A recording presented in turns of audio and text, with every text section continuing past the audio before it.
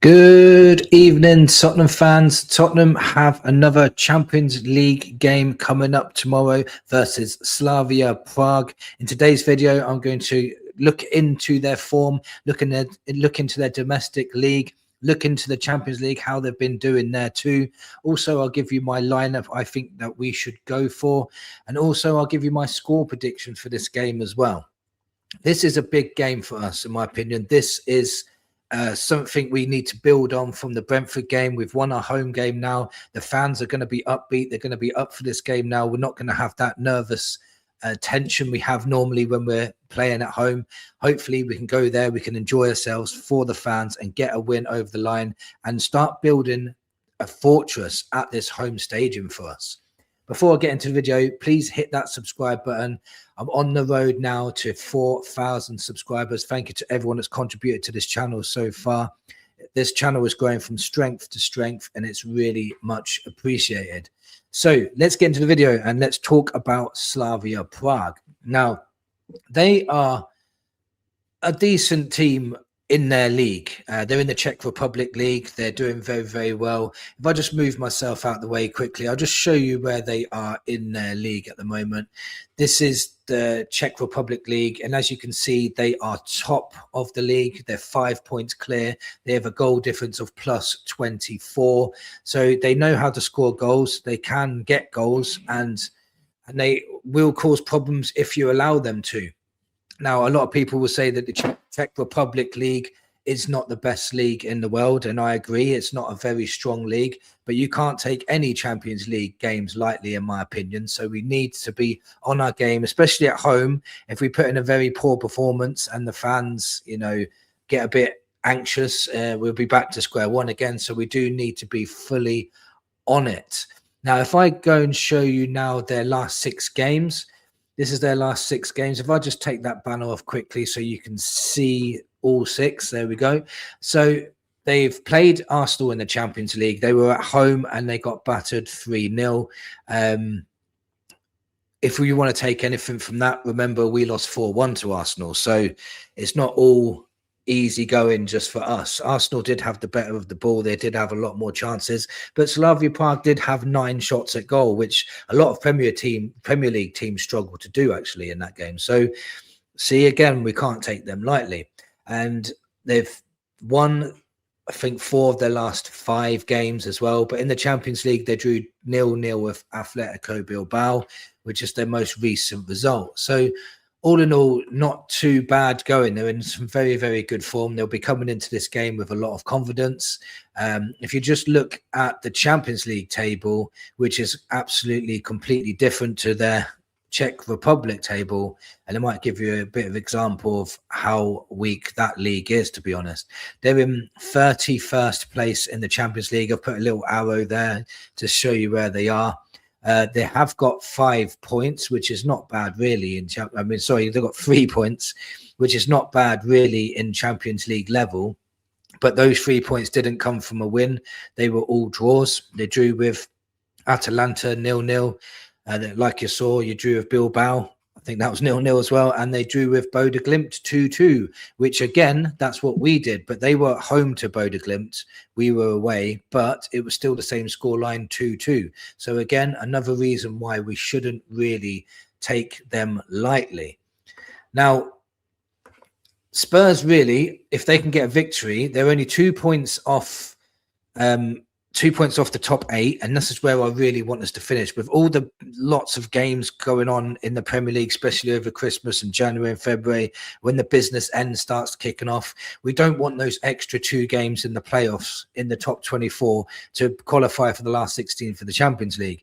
It would be so good if we could finish in that top 8, and we have a very, very good chance of doing it. If we can get a victory against Slavia Prague, that could elevate us into the top 8, depending on other results. We're probably more likely to be in the top 12-ish, I'd say. We're 16th at the moment. There's a lot of teams above us that would have to drop points for us to go in the top 8.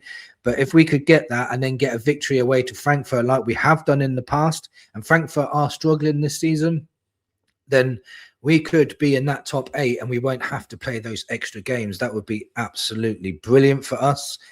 Now, what kind of lineup would Spurs be playing against Slavia Prague? Well, let me just get myself out of the way again, and I'll show you the lineup that I would go for. And that is, let me just take that button off again. I want to get that out of the way. Right. This is the team I'd go for against Slavia Prague. The reason being is, I'll explain as I go along. Vicario, because he's the main man for us in goal. And this, for me, is an important game for us to try and get in that top 8. I really do think we need to go for the victory here.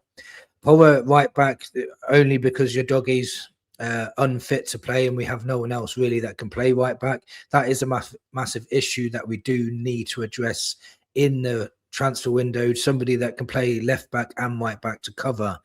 It can't be just Jed Spence all the time. Centre-back pairing of Romero and Van der Ven.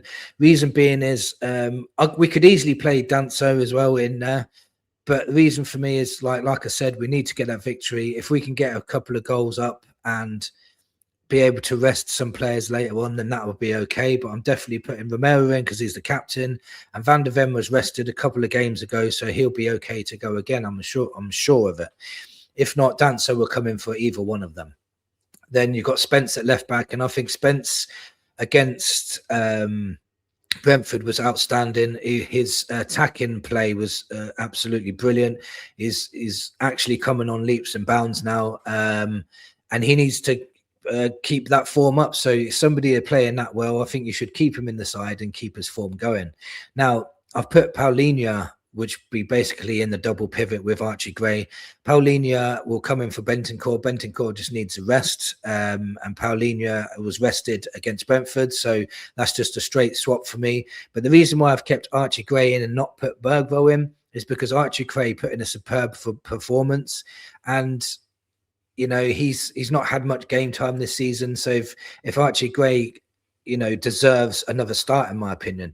Obviously, later on in the game, if Archie Gray is struggling or Archie Gray is struggling for fitness, because obviously he played a few days before, then obviously bring Bergvall in for him at half-time or after about 60 minutes. Then up front, we have the famous 4 now. These 4 were absolutely electric against Brentford, and they're starting to click. Xavi in that 10 role, he's just got a goal and assist against Brentford, and I want him to keep up that form. He's been rested for the last 3 or 4 games, so he can play 3 games in a week, no problem whatsoever.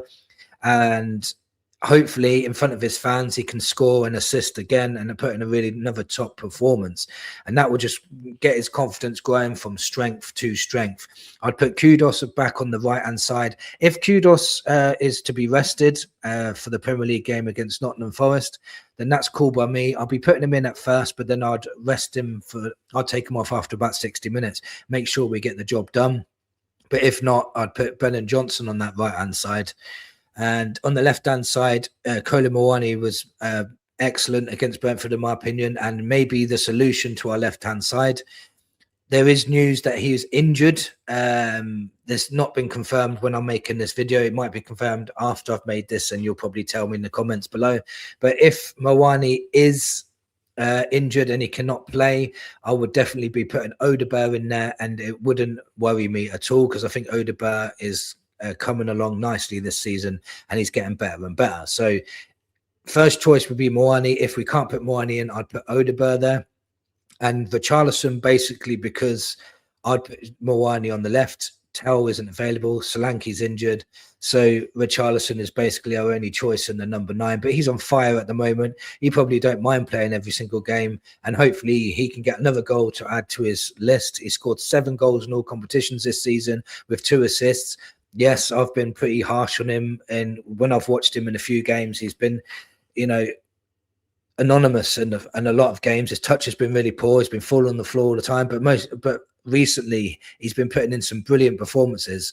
And if he can keep this going, you know, there's no end to what he can do. He's already doing a one-man mission to win the Puskas Award with that goal against Arsenal and that goal against Burnley in the first game of the season. So let's see if we can get another wonder goal tomorrow. That would be decent. So that's my lineup for the Slavia Prague game. Let me know in the comments what you would change in that lineup, because I think we should go strong, and I think we should really try. I do not want to see the Bentancur and Paulinho double pivot at home to Slavia Prague. I really don't. And what I do want to see is another top performance. I do want to see us attack again. I want us to show those attacking styles of play we did against Brentford. If we play like we did against Brentford, we should easily win this game. We should really get this over the line and hopefully really push for that top 8 position in the Champions League. Like I said, it's vital we get in that top 8. We do not want extra games, especially if injuries start piling up again. We would really struggle to even stay in the Champions League, in my opinion.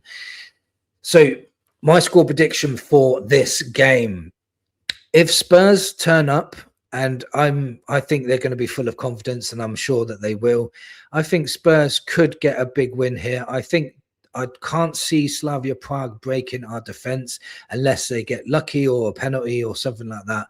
So I'm going to go with a clean sheet again. I really think we'll get a clean sheet, especially with the lineup that I just gave out.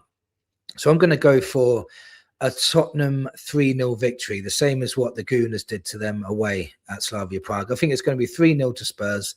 I think it's going to be another good day. I think it's going to be another good day for Xavi Simons as well.